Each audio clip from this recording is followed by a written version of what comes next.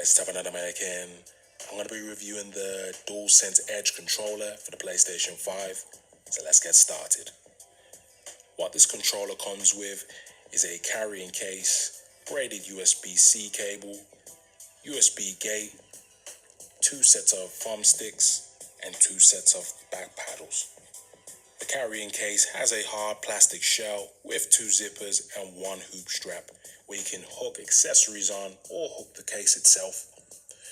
The back of the case has a Velcro flap where you can rest the Edge controller and charge at the same time while keeping it safe from dust and debris. I'm going to do a button test so you all get a grasp on what it's like using this controller. Let's do this.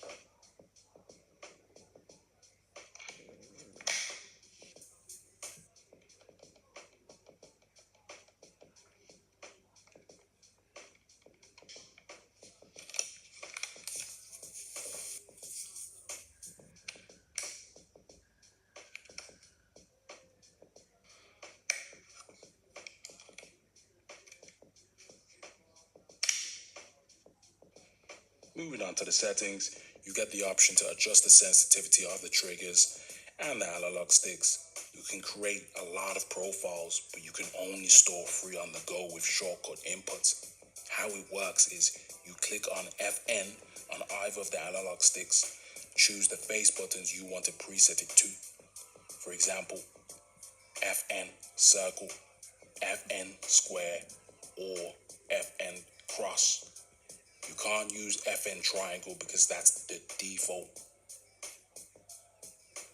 Let's start talking about the pros of the Edge, starting with the cons, then working our way up from there. Battery life.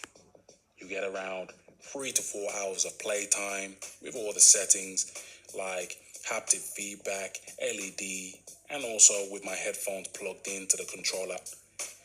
And yeah, you do get a long cable to plug in and charge, but let's not avoid the main point here. It's just not acceptable. Moving on, the PlayStation branded shapes patterned on the back and on the triggers.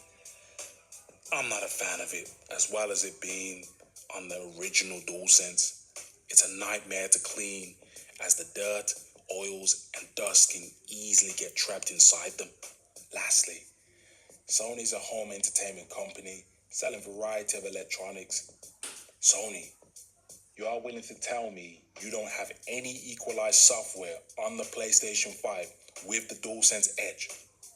Nikon, PDP, Astro are peripheral companies that have these EQ features that can tune lows, mids, and high frequencies, including side tone, to improve gamers' listening experience in certain genres. Like, are you people having a laugh? Despite the cons I've mentioned, the DualSense Edge is a well-built controller, nice and weighty. I love how beginner-friendly the controller is for casual gamers that are curious about getting their hands on this compared to the other pro controllers out there on the market. Providing preset options on the thumbsticks and triggers with a description of what the options are used for is a step in the right direction in my opinion. The modular options is a nice touch, giving gamers more preference if they want them on or off. The little things like that always matter. I'm a guy with large hands, and I appreciate the level of comfort it brings when using the back buttons. Whether it's the large paddles for racing games or the small ones for shooters, it works like a charm. That being said, if it was me, I would recommend sticking to the regular DualSense until the Edge drops down in price, as you can customize the thumbstick sensitivity and triggers in your games, or even mod the original controller yourself with third-party paddles.